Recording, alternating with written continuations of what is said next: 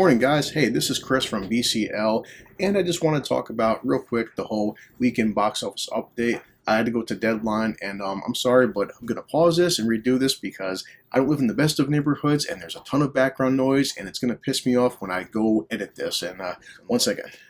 As usual, I'm checking all the numbers and stuff, and everybody kept talking about domestic, and whether you like it or not, these movies do global numbers. So I want to break down this global situation because, films like Doctor Strange and Top Gun won't hit the $1 billion mark just being domestic. You have to, factor in the overseas market. But, had a pretty good weekend for the most part. Just good Father's Day and stuff, hanging out with the little guy. And I went to go see the new Pixar Buzz Lightyear. And, I did my quick review on it. Wasn't the best, kind of just forgettable. But I've definitely seen worse, so I can't complain. Which brings me to, doing this news article. So off the bat, coming from Deadline, I have to give these guys credit where it's due. So Lightyear, lacks luster with 86 million worldwide bow. Yeah, not impressive for a Pixar and a Toy Story kind of movie. So Jurassic World 3 crosses 600 million, and Top Gun Maverick nears 900 million at the international box office. So considering Top Gun is only 3 weeks out, 900 million, it's pretty good track and hit the $1 billion mark. So update right through. Yeah, Disney Pixar's Lightyear was no match for the dinosaurs or Tom Cruise at the international box office this weekend. The Toy Story spinoff came in below projections with a $34.6 million offshore bow in 43 markets. That landed at third among Hollywood movies for the overseas section, behind holdovers Jurassic World Dominion and Top Gun Maverick. On a global basis, it debuted at 85 million, so yeah, not that great, but the positive news internationally is that across Latin America, Lightyear opened up at #1 in all their markets, making it the highest launch weekend for any animated release during the pandemic era. It notably posted the biggest debut for any animated release during COVID in Mexico, among others. Okay. And it says there are a number of factors that contribute to the Space Rangers' underperformance, many of which Anthony has described domestically and which also apply offshore. In both areas, awareness was high, but spin-offs don't always tend to catch the same lightning as their motherships. Critical scores are okay, but not on par with the franchise. Social sentiment in some international markets is also off. While there has been crazy hot weather across parts of Europe, and really weather is a legit issue when it comes to box office, we can't put the fact that Lightyear didn't knock everyone's socks off down to that, socks the cat. Did like the little guy though, it's pretty funny. International box office, and they're just breaking down, let's see. Well, Jurassic World Dominion has thrashed past 500 million on Friday, and through today hit another milestone as it topped at 600 million for 622 worldwide.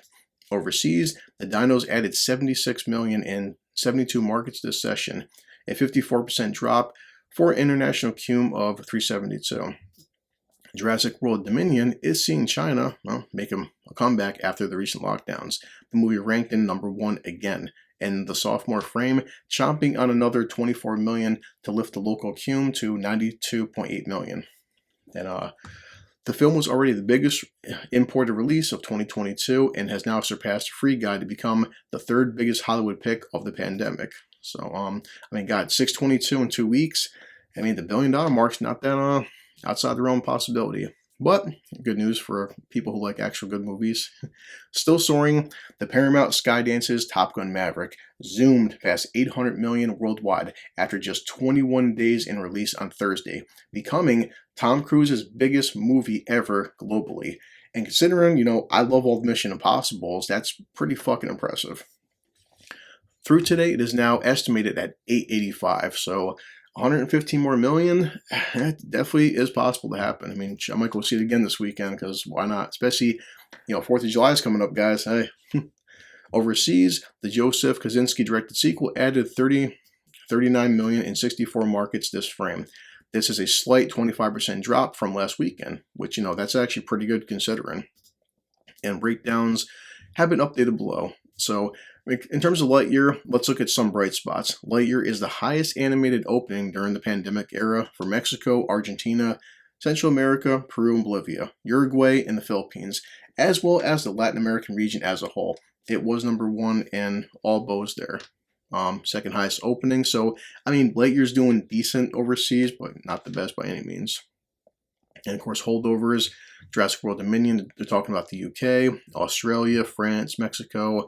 Just all the total stuff. But I do like Top Gun Maverick with the UK, and pretty much it for most part. And can't help but just mention this right here. Miscellaneous updates: Doctor Strange in the Multiverse of Madness. So 2.5 international weekend. And let's see, the total is 942.5 global. So I mean, 58 million, which I think it's already like on digital now. Probably won't hit a billion, which again, not a box office bomb by any means.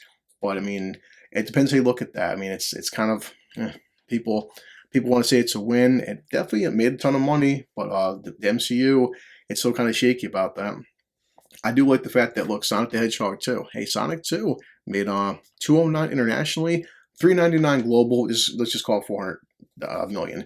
And for Sonic 2 to make 400 million, I loved it. Had a ton of fun with it. Awesome. The Lost City. Hey, you know what? The Lost City. I still haven't watched it yet, but 188 will just round off at 12. 200 million. 200 million for a little stupid Channing Tatum, Sandra Bullock movie. I'll check it out sometime. But overall, guys, yeah, Buzz Lightyear and stuff and Pixar, what kind of legs this is going to have.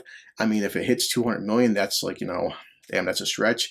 And, people could say all kinds of factors. The controversy surrounding it, the fact that a lot of markets did ban it for the whole half-second kiss that, just ruined the entire film. Like I just said, for me, it didn't take me out of it. It just, for me, it wasn't a bad film. It's just kind of like, one-time watch, kind of forgettable, not overly offensive, but not like, it doesn't have like the rewatchability of the Toy Story franchise. It doesn't hit those emotional notes.